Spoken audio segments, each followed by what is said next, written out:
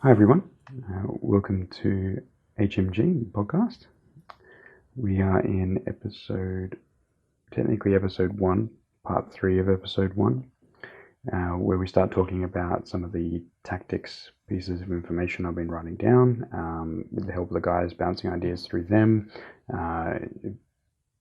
feedback through them, and sort of making sure things make sense. So this does follow on from the first 2 parts. So if you haven't listened to those, I recommend you go have a quick listen, or it'll be a long listen. It's about an hour and a half, I think, content there. Once you're done with those, come back. You should be able to pick up right where this one takes off. I think potentially we can move on to what was meant to be the feature of our episode, which is probably not going to be the feature of our episode, which was actually going to be introducing and talking about campaign supplements.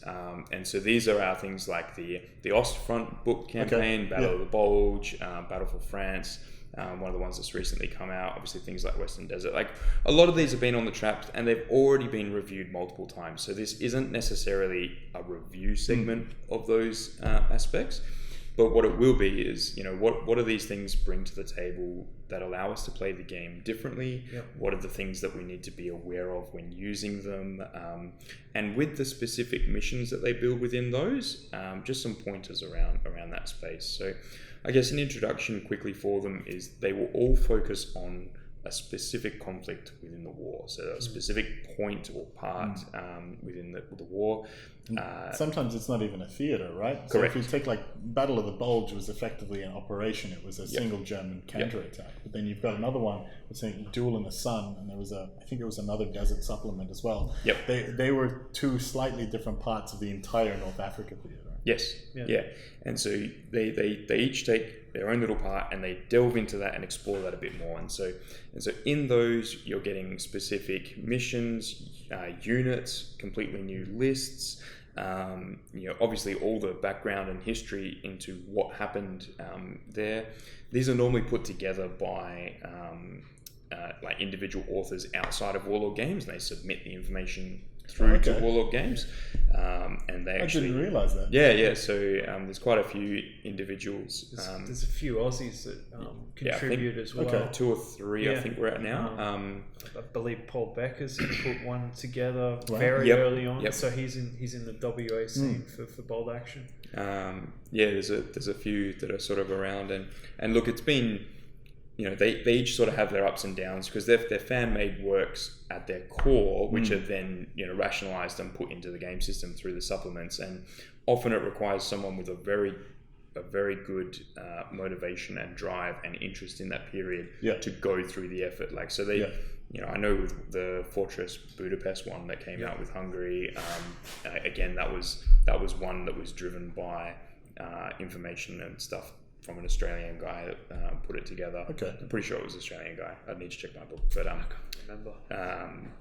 But yeah, that one. That was the Paint All the Minis guy. All the models, all the models, like and all the scenes that they did with the photography, they provided a lot of that to Warlord, so Warlord was able to do a couple of quick bits of edits and put it through together and go through Osprey for the massive publishing stuff, which is fantastic. One thing that they do get jibed for a little bit is the checking of the information before it goes into print for editorial stuff.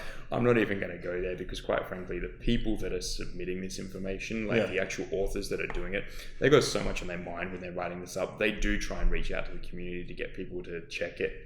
Stuff slips through the net. Like, that's just what it is, okay? Like, just let it go. And, like, even if it is somebody who's sort of quite well-versed and popular in the community, like, let's be honest, how often have you heard of one of your friends has gone, here's this like fan-made rulebook I made in addition to this core one, what do you think? How often has that generally been good?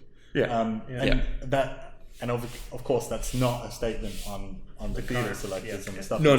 But it's just, I can understand why somebody going, yeah, sure, I'll have a look at that for you, and then go, oh, I forgot about it. They don't necessarily follow through. There are a couple other podcasts out there where they do get the authors of the actual campaign supplements and go through a whole process of how that worked. And one of the ones I listened to, the guy worked on it either 1 or 2 years, so he worked on the entire thing, did a lot of research into the sites and what happened in the battles and these kind of things, and they did a lot of play testing to select groups. A lot of it was focused in Australia. Yeah. And you've got these key people in the communities, mostly in the eastern states, that went through and you know, they said this list worked and this didn't. They tried to tweak it and these kind of things. You do get that feedback online that's different to the European meta, or US or these kind of things. And I can't remember specifically on this sort of discussion. I think maybe the guy was doing some Australian guys and some US guys all in their groups of how they saw it, and they, I believe, were running the tournament scenes as part of CanCon and whatever else. So it's relevant to a lot of the events that are happening, but that doesn't necessarily encompass all groups everywhere, and the game is played differently everywhere. So you're going to see that feedback no matter what. Yeah, you are. People interpret things differently. That's the basis. I think it's a good thing that this is coming from positions outside of the company. Yes. It is. The community engagement and the fact that Warlord has been willing to also work with them to go, okay, cool, you got an idea, you got some, you put a lot of research into it, okay, let's make this happen, so here's the deadline we want you to try and hit. It's great. It's really good. For example, the Australian lists that probably made it into New Guinea and maybe some other books, they're completely fan-made. That was made by the WWPD guys, which was a big boltaction V1 community group that unfortunately fell over not too long ago. But that was a community effort. A good few of the key editors on that website put that together, and that became official army lists. And I don't think it's that all different than what they originally submitted. No, they. I've seen both of those. I've seen the Western Desert one, the New Guinea one, and the Australian PDF that was converted and created. And for the most part, the New Guinea one and the Australian PDF one are pretty darn close. The Australian PDF one was designed with the New Guinea style campaign in mind. It's not the Western Desert stuff as much. So it did focus on that sort of as a feature. But look, they're all really good. And the thing is, they're actually, ironically, all three of those Australian lists are actually still valid. The PDF one, if someone wants to use the PDF one instead of New Guinea, instead of Western Desert, you can. It just means that you're essentially bound to what's in that. So your national rules and traits essentially are what comes out of there, which is different to what some of the others are. The updated ones are in New Guinea and Western Desert. Another thing with the campaign supplements, they usually integrate some kind of weather effects or other conditions that are related to that conflict. So I think you got monsoons and all kinds of things in the New Guinea books, and the Western Desert ones have desert storms and all these kind of things. I think a lot of the European ones have blizzards, snow effects, heavy snowfalls, and things like that. And they're all interesting concepts on unit activation, line of sight, and all these kind of things. Yeah, and part of them, what you've got, one of the things that's really cool about the campaign supplement books is, as they delve into it and they go look at the different factions that fought within that space, you see different unit types created. So look, we all love new content, and so by far, any new stuff that I can potentially put in my army, that always goes down pretty good. And so, in the Western Desert book, for example, everyone that's anyone in version 2 bolt action knows about the free LMG squad from Western Desert. It was such a wow, I can't believe they did that, because of what the unit was. But there's been a lot of toing and froing over whether that is considered overpowered or broken or anything, or whether it should be allowed in a reinforced platoon or not, and blah blah blah. Ultimately, at the end of the day, my view is, if the book says that it can be used in the generic platoon, then it can, otherwise it can't, because that's what it says in the books. Now, whether they've chosen not to put that in for different reasons, maybe they just want to see those units in that particular campaign. I'm not going to go there. In a friendly game, I'm really not going to complain that much about it. In an event, you have to go by what the event organizer says. That's pretty simple either way. But you can't get away from the fact that some of these units are cool. A whole unit of infantry being able to be mounted up on motorcycles and riding around, that's cool. It's pretty cool. Doesn't one of them also have just bicycles? Bicycle? Yeah, there's a few. There's a few that just have that. There's a few Japanese have that. Bicycles may not be the best aggressive move for you. But But you've also got things like the I'm going to pronounce their name wrong, but it's the multiple Panzerschreck unit. You can have 3 Panzerschrecks. Panzersoffen or something. I don't know. My German is not that good. But you've got 3 Panzerschrecks in the unit, and anyone that's not carrying a Panzerschreck can have a Panzerfaust. So you actually have the three Panzerschreck operators. They're 3 loaders who can all have a Panzerfaust, and the squad leader who can have a Panzerfaust. It's like that's just nuts. Like you're like what? But it's a really characteristic. There's a whole stack. There's a whole stack of how they did different things. Every time one of those theater selector comes out, you get something absurd for Axis. It's like, what do people complain about the US? And it's like, rifle grenades. Well, that's not true. The US also have they've got I think it's out of Battle in the Bulge book. They've got the US armored Jeep, which had the dual bazookas on it. Oh wow. There's some. They took bazooka Jeep to a whole new level. But it's it's those sorts of things. Like we're all laughing about it, right? None of us are so sore about it that we're throwing my glasses on the ground or anything. Like they're fun units. They're interesting designs. They're things that we can do. Above and beyond what our regular games would be. And a lot of the missions that are in these books are deliberately historically based and are obviously about battles, so they're attacker defender.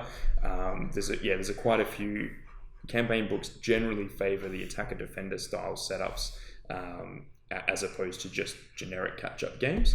But definitely there's heaps of missions in all of them that are really quite good. But the decision as a TO into what theatre selectors to allow into event is very difficult because those theatre selectors are really designed to fight each other. From that book. It's really tough. In particular, what becomes like the first edition books weren't necessarily that balanced necessarily when you take some against others. But you've also got second edition books now, which add another layer of complexity on top. So, my utopia of what this looks like is everyone brings a balanced list. I don't care from where you play a game, you have fun, and it's all good. The reality is, in an event scenario, in a tournament scenario, in any sort of formal setting where you have a ranking, because I find a ranking is the biggest trigger. Any sort of layering up with a ranking, people will either feel disadvantaged if they fight a list from a theatre list which gives it extra special rules or allows them to do certain abilities or just has units that they wouldn't normally have access to, or advantaged because I've actually had people go, I took this list and it allows me to do this and I did well in the event, but I don't feel that I actually did well because of my own abilities. I felt that I did well because my opponent didn't understand how my list worked and it was just a walk in the park.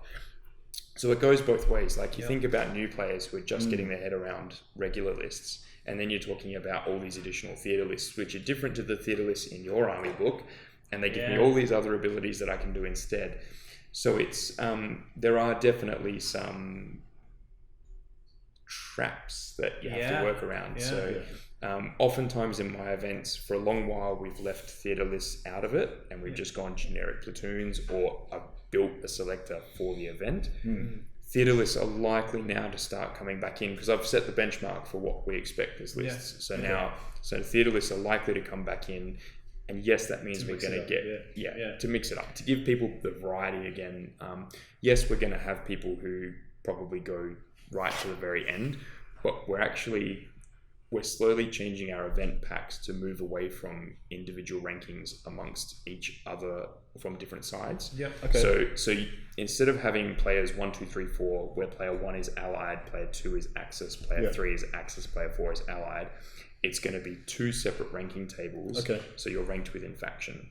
We've sort of been doing that behind the scenes and then remeshing those scores for the total placings afterwards. But when me and some of the other TOs have talked about it, it's actually probably going to work better just to simply, we'll cut it down the line and we'll just separate those 2 out. One, when you talk about best ranked general, we can still find the best ranked general out of the Axis and Allies divisions using tiebreaker scores and matching their individual scores. that allows us to use some amount of attack and defender scenarios without it being too disadvantageous, as long as there's one attacker and defender scenario for each side, rather than all being stacked on one side. But essentially, being able to split those things out, when you take the ranking away from it, people automatically don't build crazy super combo lists. Like they automatically seem to have this restraining bolt put on them, where they just go, I'm only competing against other allied armies, so I only have to outperform everyone that's fighting the same sort of mission from my side. So I just have to get the best score I can out of what I can get. And so suddenly being a defender in a mission doesn't seem as bad, because you can still maximize your score.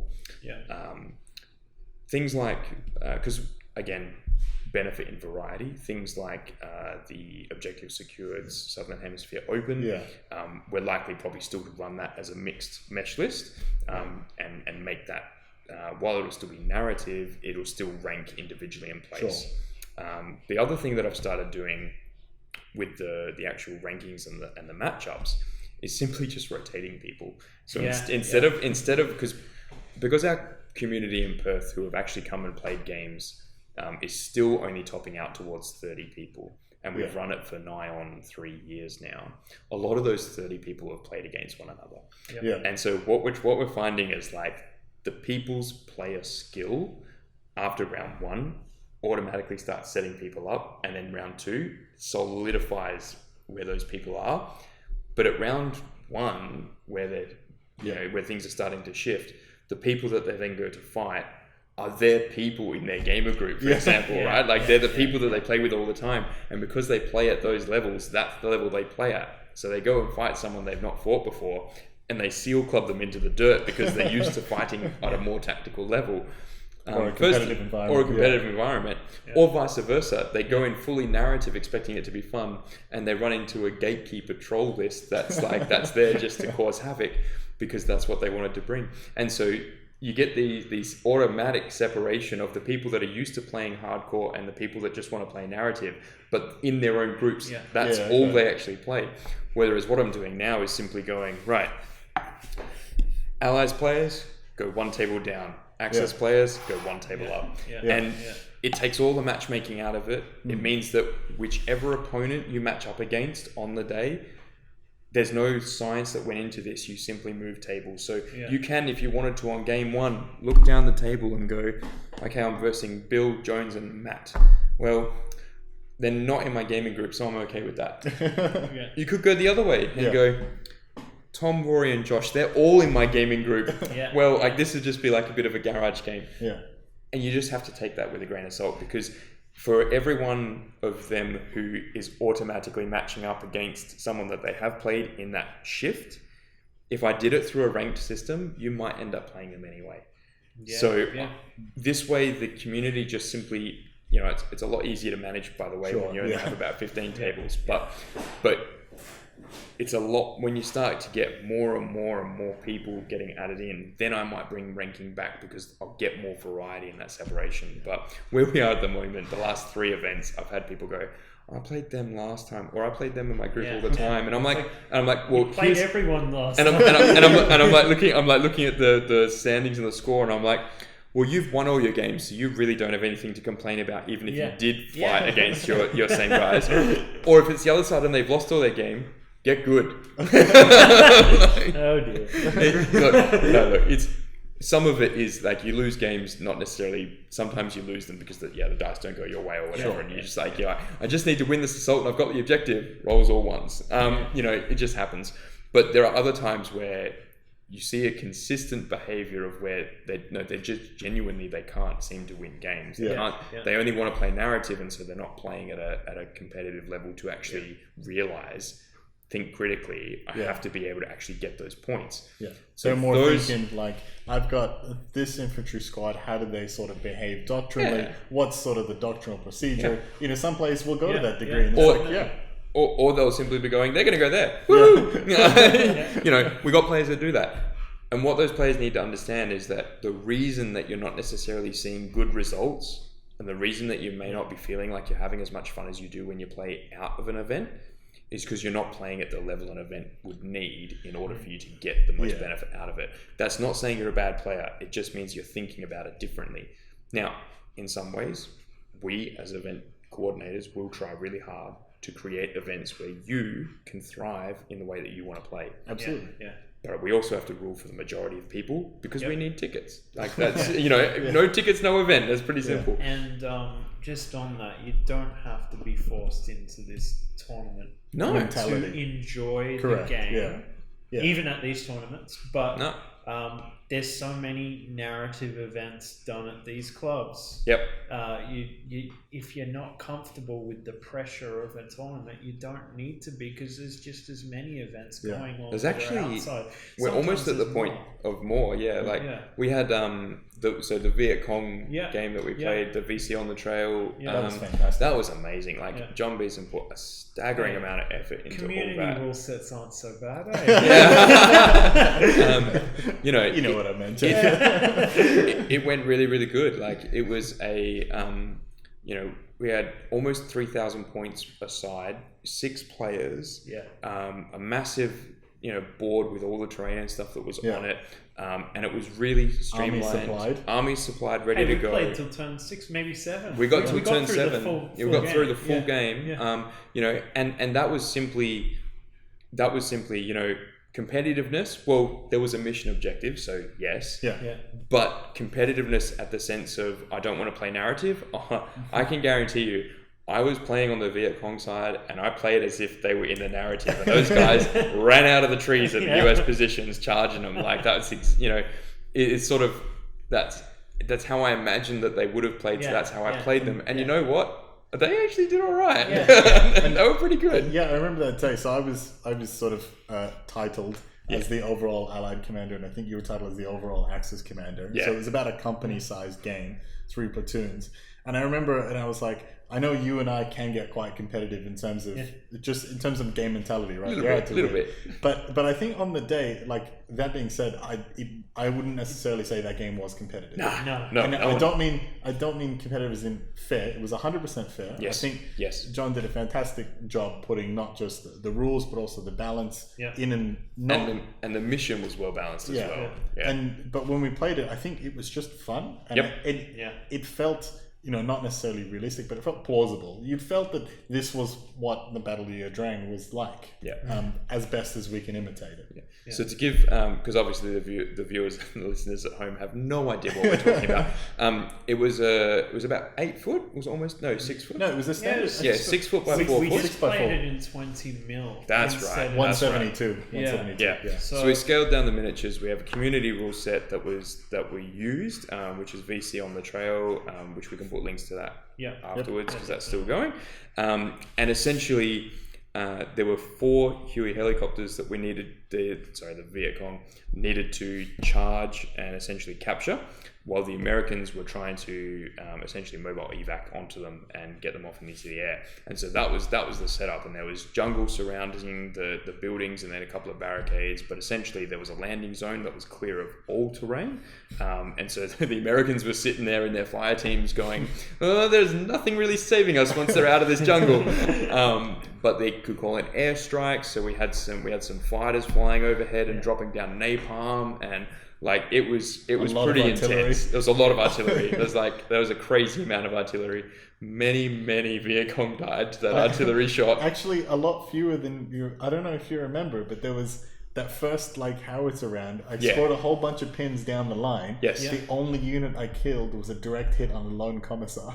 Oh yeah. That's right. Yeah. And therefore Russia wasn't involved.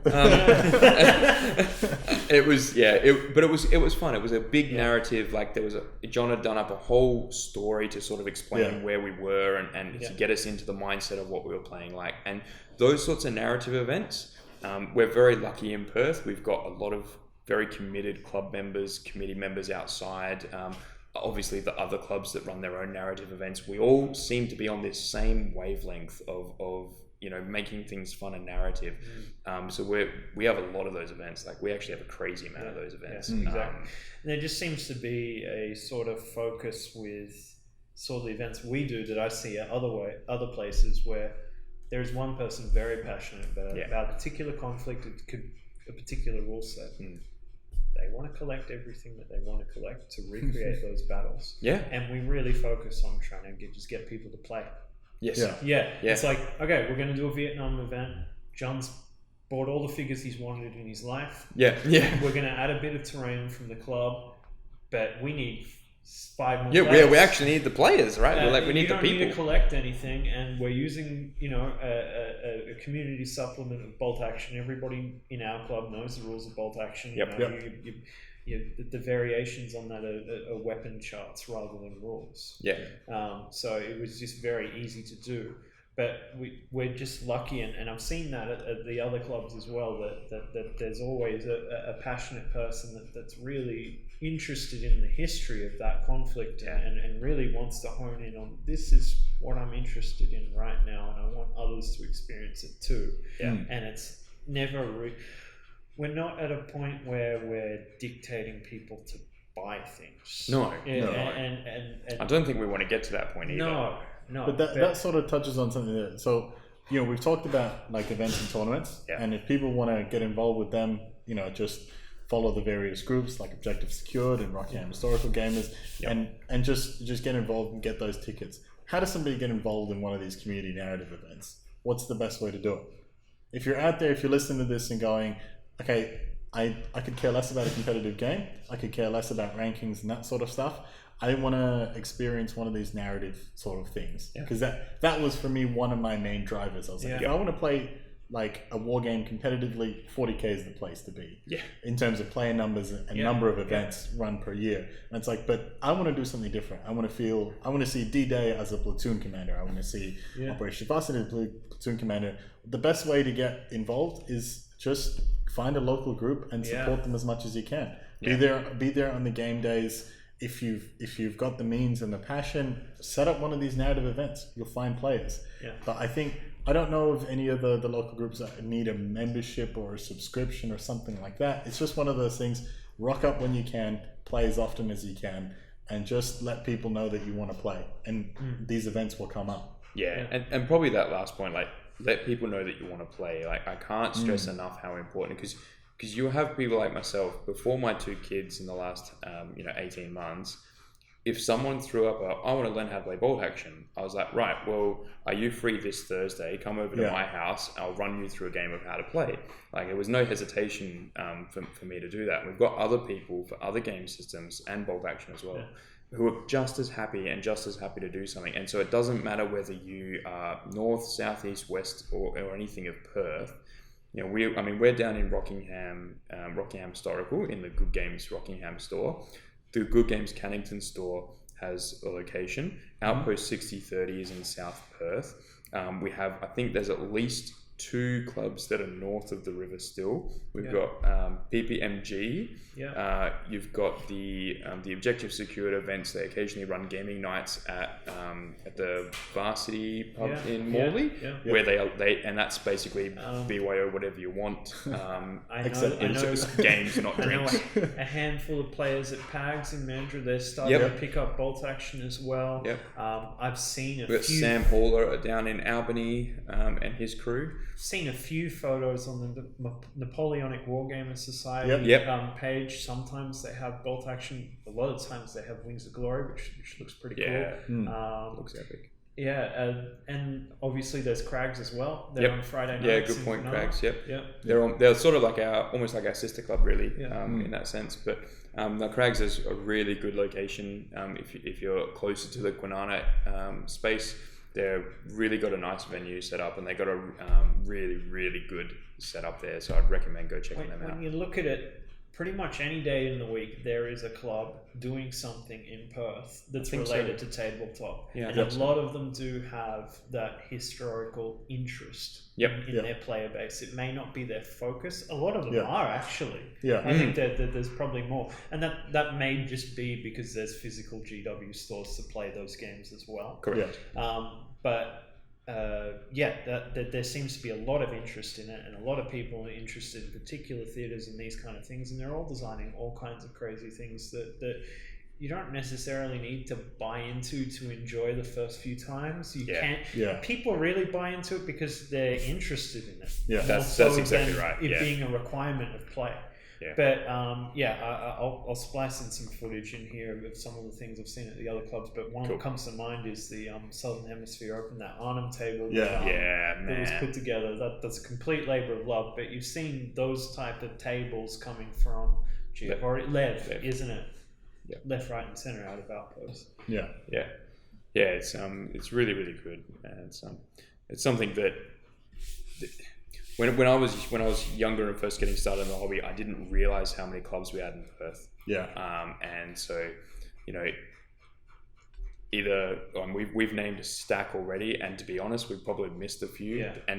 And then above and beyond that, there's all the things like the garage gaming groups that exist. Like there's the Monday nights. I mean, I ran a garage group. With me and a couple of friends in Oakford and Armidale. We used to travel to each other's houses, but down in the southwest corridor, there's a stack of those that happen up north the river as well. Like there's all you have to do is just let someone know you're interested and let us get you hooked up. Like let whoever you're talking to, get them to get you organized with someone. It's easier than ever in the sense of just everybody's on social media. I mean, for this scene, unfortunately, you're going to probably want to get a Facebook account.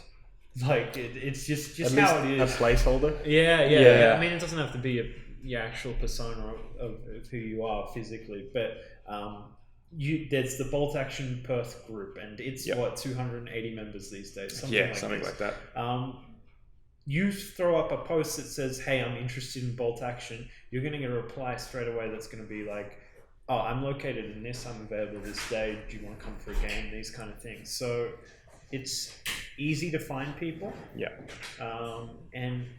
mean, even just share photos of the army that you're building or painting and getting advice that way, that's huge.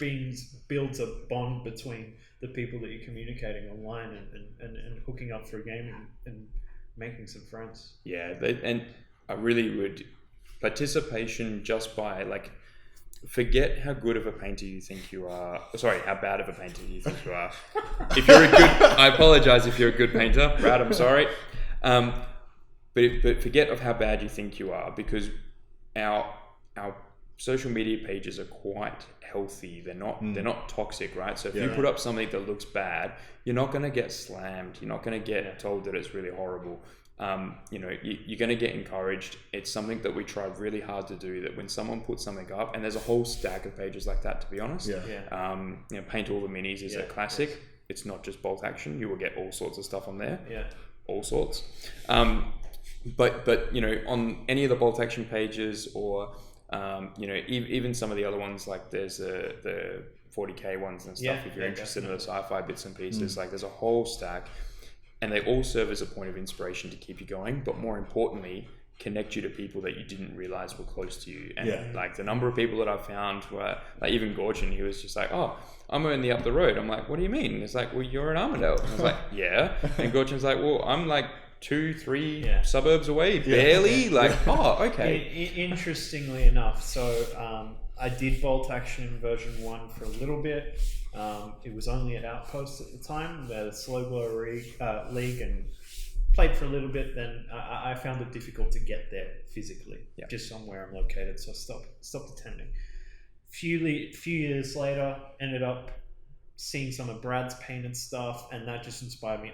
I really want to buy into bolt action again. I want to make a force. I'm like, oh gee, I only have to buy a plastic box and a tank. That's pretty cheap. So I did it. Painted that up, maybe a week lead time to your event.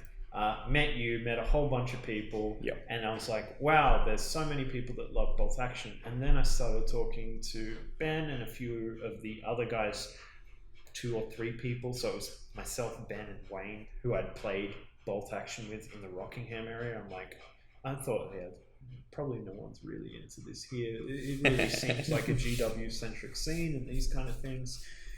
Slowly just posting on the bolt action page, hey, are there any people in Rockingham that would like to get a game together? met Sean, met Nick, met Ash, and over the space of a week or two, then we slowly get 50 members, and the club's been going ever since. Every Sunday, we're running into 2 or 3 people that are new. I mean, every time I go there are people I don't know who's playing. And I've been the face of this thing for more than a year, trying to really push and grow this scene. But there are people in every suburb. Yeah, you just don't know. Yes, you and literally just don't be afraid. Just put yourself out there and say, hey, I want to play a game, and this is where I'm from. And it's gonna happen. Yeah, and it'll work. Cool. Right. Well, I guess for next month. Next month. I'm sorry. I'm just thinking about having a newborn for another month. I'm loving it, but so tired. Hopefully a little longer. Yeah, I've got one more. I see what I did there. I've got one more week off work, and in that week, I'm hoping to finish painting off my Saga stuff. If I can. What about your German winters? Well, the Winter Germans haven't finished the construction phase yet. What they're up to, what they're up to is. Wow, I've only got half the Saga stuff to do, and it's pretty simple. What they're up to at the moment is all the mini dioramas and basing on all the teams. So I'm doing the army up. I'm doing the army up to compete with Brad. Yeah. So it's all about presentation. It's all about making it look and to fit within a scene. And so I'm envisioning like a winter landscape display board. There'll be something to go with that. There's going to be some ruins and buildings in there. I think so. So the army itself, while it's made up of Winter German models, it's actually a Bulgarian army. Right. Okay. So Bulgarians are actually one of, if not the most heavily restricted army list in bolt action. Okay. Both in terms of high level weaponry that they get because they just didn't have any, but also the axis support and tank slots. Like you get 1 axis support slot. Yeah, that's great. I'm using it for a Panzer III because I had a Panzer III, but I've given it a light howitzer, which is a late war conversion that was done. Now, the trick, of course, with that is the Bulgarians didn't necessarily have the same allocation of manpower, and I haven't actually found an official record of them getting a Panzer III requisition to them anywhere. Sure. I'm not going to say it didn't happen, as per our conversation earlier, and it's a light howitzer tank, so most people aren't really going to complain about it, considering that I could have put a Tiger in instead. Yeah. So I think I'll get away with that, but it is looking at the presentation stuff. So even the medic is the German Winter Command medic with his buddy that he's bringing along. And I've got them actually walking to a medic table, which has been set up that they're going to be putting them on. And so each team. Footprints in the snow? I haven't done the snow yet, but there will be. So push that detail right. Each I've got it to compete with Brad. Each little team that's on the like a 40 or 50 mil base will have like sort of a mini diorama. So the sniper's got a mini diorama. The artillery observer is in a foxhole dugout with his glasses up over the top, and so like it'll all be that sort of stuff. But I'm still constructing that element because there's a lot more that I'm thinking about. I have a condition for Brad if he's listening, that the army that he would be potentially opposing against you in this painting competition has to be built in 2020. Sorry, is that a limitation for me or a limitation for Brad? That's a limitation for Brad for not putting in an existing painted army. Yeah, okay. It's now, Brad, this isn't necessarily an official call out, just putting it out there. I think it is. It sounds official. I want the quality of what I to provide to be able to compete with the quality of what you provide. That's what I'm going for. But yeah, otherwise, none of that happens until I finish the Saga stuff. Mm-hmm. Fantastic. What do you got left to finish? Yeah, so I'm hopefully going to finish most of my US paras by sort of end of next week. And then I'm going to start collecting some materials for my board and get that underway. That's I think I'm going to have to be honest with myself. It's going to be hard to justify other hobby if I can do something with my board. Yeah, like if it's not sort of curing or setting or something like that, or if I'm not waiting for something in the mail, then I just got to be working on that board. Yeah. Not because we have a deadline, we don't have an event for the date or anything like that, but because I don't want to have that board in my house this time next year. Sure. I want it to be at the club. I want people to be using it. I want people to be playing on it. I want to be lamenting at the condition that it's gone into because it's been played 40 times a day. That would be ideal for me. So I think I'm just going to be spending a lot of time on that. And it's not, I've had a chat to Nick about budget and things like that. It's not going to be horrendously expensive, but it's going to be more expensive than putting another force together. So it's one of those things, if I can just sort of focus my time on it and just work on it and take up my entire dining room table to finish the board, it should be good. Are you going to break that into several sets of tiles? Yeah, it's going to be 4 sets of 4x3 tiles. And I should, my plan has it that you can stick any pair of the 2 boards, any pair of the 8 boards together in any order. And so that way you should have 2 6x4 game boards come out the other side. Nice. So there's going to be sort of a river on one. There's going to be a highway that sort of stretches the length of the board, because that's more or less Operation Varsity was trying to get, obviously over the river, but there was a particular, there's what they call an MSR, main supply routes, which are effectively paved roads. There's one particular paved road that runs the length of the operation, and so I've sort of mimicked that on the board. And so there's going to be a town at one end, there's going to be a forest in the 2 center tiles, and then a river crossing on one of the other tiles. And that way, depending on what you want to play, you should be able to put them together however you want. Nice. And you've done a few dioramas before, but this will be your first tackle at a board. I'm talking small scale stuff. I'm talking maybe a display board kind of thing. Not even foot by foot in most cases. I wouldn't even call it a display board for an army. I've done a lot of proof of concept stuff and individual terrain pieces that have all disappeared over the years. They're probably as they do. They're probably in somebody else's pile of shame somewhere. So I don't want to necessarily say it'll be easy, but it should be just outside of comfort zone. I think it'd be sort of a good challenge. It'd be awesome. I as much as I want to try and spend less this year, in the sense of I think that's a good plan. Of the existing models that I have that need to be painted. But aside from all the commission stuff I'm doing for other people, I'm doing a little bit more shield maintenance for the Viking force. So there's something like 12 models in there, so that'll be that's a night's work probably in contrast. Every time we go, the rest of the force is contrast. So, no. I like contrast. I'm a slow painter, and you go 12 models. Yeah, it's a night's work. Some point I will tackle the orcs this year and get them all completed. Lovely. Do you want to paint mine? Did you see all mine? They do look kind of nice. Then I want to do that Cruel Sea stuff. But I need to figure out exactly what I need to. I am going to have to spend some money for that force, because right now it's 12 Vosvers. Vosver 1s, Vosver 2s, because it's 2 sides of the starter set pretty much.